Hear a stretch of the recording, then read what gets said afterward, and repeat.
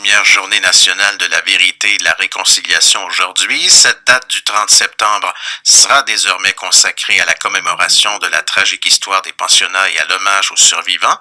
L'occasion est donnée aux Canadiens et Canadiennes de réfléchir, de vivre leur deuil et d'aller de l'avant vers la vérité et la réconciliation.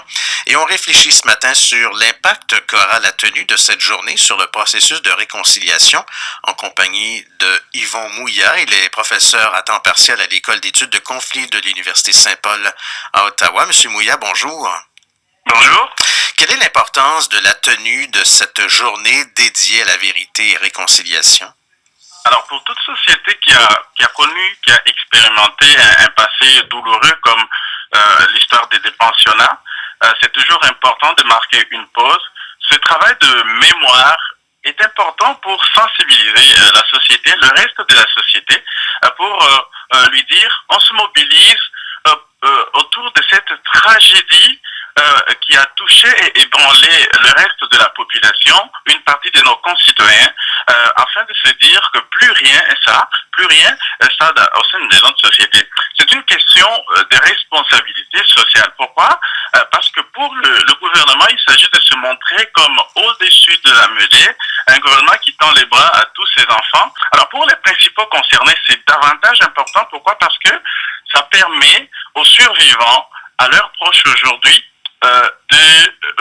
d'essayer en quelque sorte de passer leur deuil et d'essayer de tourner cette page douloureuse et d'aller de l'avant. Alors vous l'avez dit, dans le processus de réconciliation, c'est important de marquer une pause et de se parler, de revivre ces moments douloureux et d'essayer de les oublier. Oui, parce qu'on le sait, les pensionnats ont fermé il y a à peine 23 ans, à la fin des années 1990, c'est quand même assez jeune, là, et on peut se demander comment vit-on une telle expérience quand on est membre de la communauté autochtone?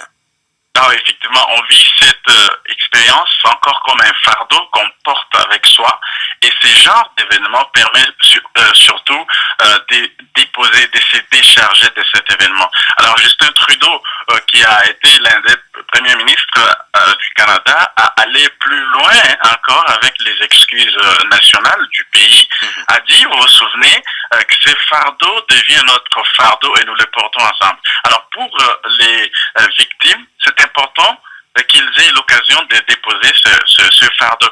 Vous savez, quand on vous prive de votre identité, cela vous met dans une situation de honte. Donc, ils ont porté cette honte-là. Aujourd'hui, la société leur offre la possibilité de rétablir leur identité perdue. Monsieur Mouillat, on peut quand même se demander comment cette journée peut suffire pour apaiser la tension permanente entre les autorités canadiennes et les communautés autochtones? Alors une seule journée comme celle-ci ne suffit pas, mais elle est importante parce qu'elle marque une étape décisive dans le processus de réconciliation. N'oubliez pas que la journée du 30 septembre était une des demandes des peuples autochtones dans le cadre de la Commission Vérité et Réconciliation, et le Canada, le gouvernement du Canada a accédé à cette demande en érigeant toute une journée fériée pour la dédier à la cause autochtone. Donc, elle ne suffit pas, mais elle marque une étape importante dans le processus de réconciliation. En dehors des autorités canadiennes, il y a l'Église catholique qui est en première ligne, on le sait. Quel rôle l'Église peut-elle jouer aujourd'hui dans ce processus de réconciliation?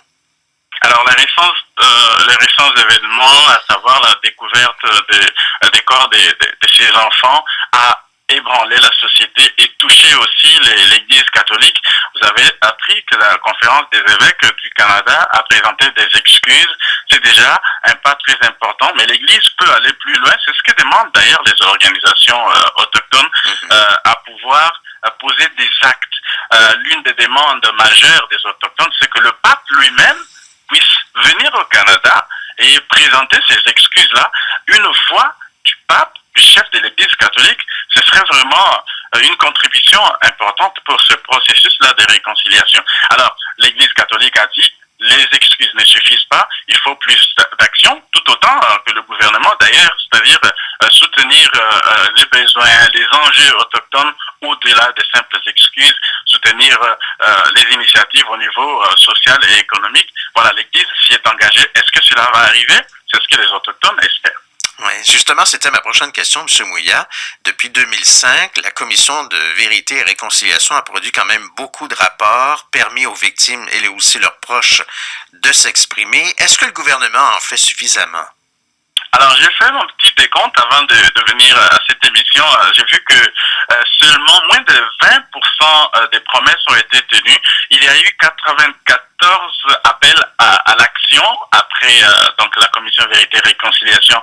Le gouvernement aujourd'hui concrétise l'un de ces appels, c'est-à-dire en érigeant cette journée que nous commémorons aujourd'hui. Il reste beaucoup de choses à faire. Ce que les Autochtones attendent, c'est notamment l'amélioration des conditions de santé, d'accès aux soins de santé. Cela passe par la réponse immédiate aux besoins spécifiques des Autochtones qui veulent, par exemple, les recrutements du personnel médical propre aux Autochtones qui répondent aux aspirations des Autochtones. Ce point-là n'est pas totalement réglé. Les Autochtones attendent. Ils veulent aussi la vérité dans le sens où ils veulent avoir accès aux informations sur les responsables véritables de cette tragédie. Et ça, c'est un combat. Le problème, la gestion de l'information, c'est un domaine sensible pour le gouvernement, on peut le comprendre, mais il y a beaucoup de choses à faire. Peu de choses ont été réalisées, mais cette journée marque peut-être le début de l'ouverture de plus d'actions encore en faveur des Autochtones. Monsieur Mouillat, comment voyez-vous le fait que certaines provinces comme la Saskatchewan, l'Ontario, l'Alberta, le Nouveau-Brunswick et le Québec aient rejeté l'idée du jour férié? Alors, l'initiative de faire de cette journée un jour férié vient du gouvernement fédéral. On comprend que pour les provinces qui n'ont pas suivi le mouvement, ça répond peut-être aux impératifs économiques. Vous savez qu'on vient de sortir d'une pandémie. Peut-être qu'ils se disent avoir plus de journées fériées, ça pourrait affecter leurs économies. Mais je pense qu'il y a des causes qui nécessitent qu'on marque un temps d'arrêt, même si cela peut heurter nos économies. Et il me semble que la cause autochtone en valait bien la peine. Je ne blâme pas ce gouvernement-là. Ils ont peut-être leurs raisons économiques, comme je viens de le dire, mais il fallait peut-être marquer un temps d'arrêt et pousser leur population à réfléchir autour de la question autochtone. Est-ce que ce rejet pourrait ou peut entacher le processus de réconciliation en cours? Non, je ne pense pas parce que en même temps, il y a des entreprises à compétences fédérales qui sont dans les provinces qui ont demandé à leurs employés de rester à la maison. Je pense que c'est un mouvement que personne ne va arrêter. Évidemment, la question de mémoire a toujours été attirée des questions controversées. Il y en a qui sont pour, d'autres réticents, ainsi de suite. Mais la majorité des Canadiens semblent tourner vraiment en faveur de ce processus-là. Ceux qui hésitaient, qui ne comprenaient pas pourquoi on célèbre ce genre de choses, commencent à se demander, surtout après la découverte macabre qu'on a vue récemment, ils se disent pourquoi ne pas se mobiliser et essayer une fois pour toutes de résoudre la question autochtone et de marcher ensemble en tant que société, en tant que nation. Yvon Mouillat, je rappelle que vous êtes professeur à temps partiel à l'École d'études de conflits de l'Université Saint-Paul à Ottawa. Merci beaucoup de nous avoir éclairés ce matin. Merci à vous. Bonne journée. Au revoir.